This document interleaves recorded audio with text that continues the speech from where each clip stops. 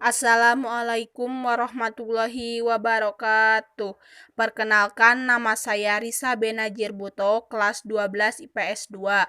Video ini yaitu untuk memenuhi tugas yang diberikan oleh Bapak Iqbal Eki Nugraha selaku guru sejarah peminatan di SMA Negeri 1 Warung Kondang. Di video ini saya akan menjelaskan mengenai pengakuan kemerdekaan Indonesia dari Perserikatan Bangsa-Bangsa atau PBB. Indonesia resmi menjadi negara anggota PBB yang ke-60 pada tanggal 28 September 1950 yang ditetapkan dengan resolusi Majelis Umum PBB dengan nomor A/Res/491 tentang penerimaan Republik Indonesia dalam keanggotaan di PBB. Kurang dari 1 tahun setelah pengakuan kedaulatan Indonesia dari Belanda dalam Komisi Mejambudar di Den Haag tanggal 23 Agustus sampai 2 November 1949. Perwakilan diplomatik. Indonesia memiliki perwakilan tetap untuk PBB di New York, sekaligus satu perwakilan tetap untuk PBB, WTO, dan organisasi-organisasi internasional lain di Jenewa. Misi di New York dikepalai oleh wakil tetap, sedangkan misi di Jenewa dikepalai oleh seorang duta besar. Pemerintah Indonesia menunjuk Lambertus Nicodemus Falar sebagai wakil tetap untuk PBB pertama dari Indonesia. Falar berperan penting dalam upaya mencari dukungan dan pengakuan internasional tentang kedaulatan Indonesia pada masa sulit dengan Belanda tahun 1947. Indonesia memiliki status pengamat dalam Majelis Umum PBB tahun 1950. Falar berterima kasih untuk setiap dukungan yang diberikan untuk Indonesia dan berjanji bahwa negaranya akan melaksanakan tanggung jawab sebagai anggota PBB. Tanggung jawabnya berupa untuk mewakili kepentingan Indonesia di PBB dalam isu keamanan internasional, pelucutan senjata, hak asasi manusia, masalah kemanusiaan, lingkungan hidup, buruh, kerjasama ekonomi, dan pembangunan internasional, perdagangan internasional, kerjasama selatan-selatan, transfer teknologi, hak kekayaan intelektual, telekomunikasi, kesehatan, dan meteorologi.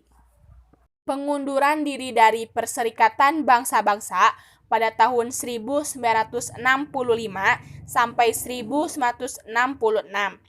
Pada masa konfrontasi Indonesia dengan Malaysia pada 7 Januari 1965, sebagai reaksi terpilihnya Malaysia sebagai anggota tidak tetap Dewan Keamanan PBB, Soekarno marah dan Indonesia memutuskan untuk mundur dari PBB dan mendirikan CONEVO yang didukung Republik Rakyat Tiongkok, Republik Demokratik Rakyat Korea, dan Republik Demokratik Vietnam.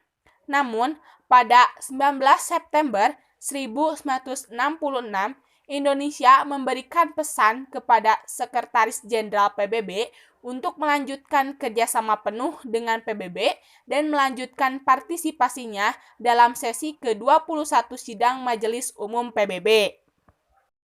Struktur organisasi dan badan utama PBB yang pernah diikuti oleh Indonesia yaitu ada 4. Yang pertama, Majelis Umum PBB. Indonesia menjadi anggota Majelis Umum PBB semenjak tahun 1951. Indonesia pernah ditunjuk sebagai Presiden Majelis Umum PBB tahun 1971 yang diwakili oleh Adam Malik yang memimpin sesi ke-26. Yang kedua, Dewan Keamanan PBB. Indonesia terpilih sebanyak 4 kali sebagai anggota tidak tetap di Dewan Keamanan PBB. Indonesia pertama kali dipilih pada periode 1947 sampai 1975. Kemudian untuk kedua pada periode 1995 sampai 1996. Lalu untuk yang ketiga pada periode 2007 sampai 2008 dan yang keempat kalinya yaitu pada periode 2019 sampai 2020. Ketiga yaitu Dewan Ekonomi dan Sosial PBB. Indonesia menjadi anggota Dewan Ekonomi dan Sosial PBB pada periode 1956 sampai 2014.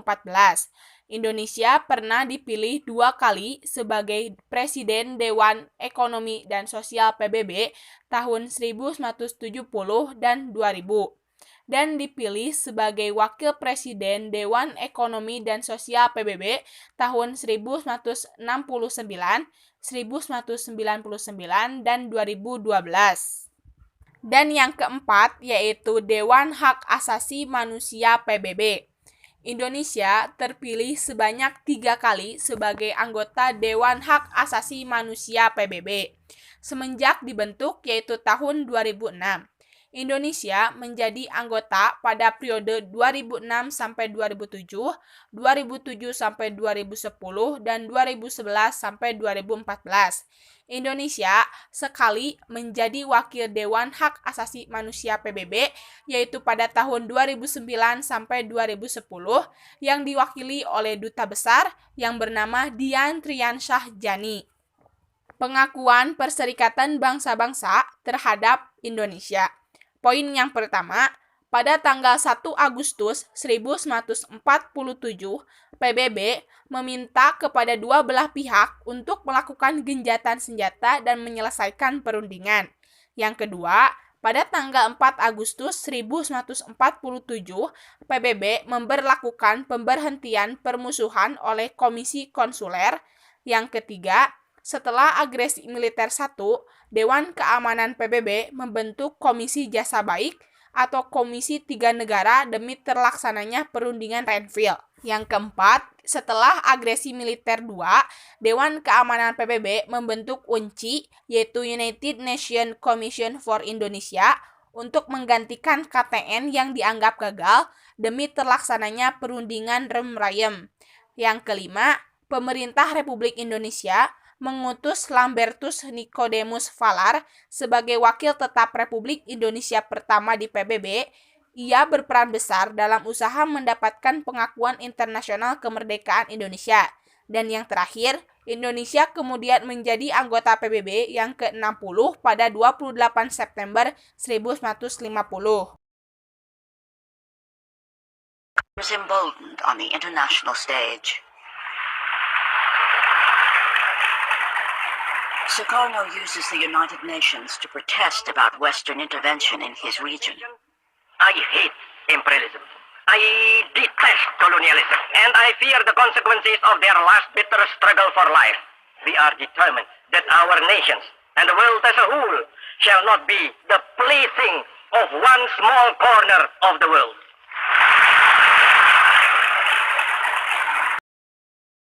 Nah, itu dia materi mengenai pengakuan kemerdekaan Indonesia dari PBB atau Perserikatan Bangsa-Bangsa.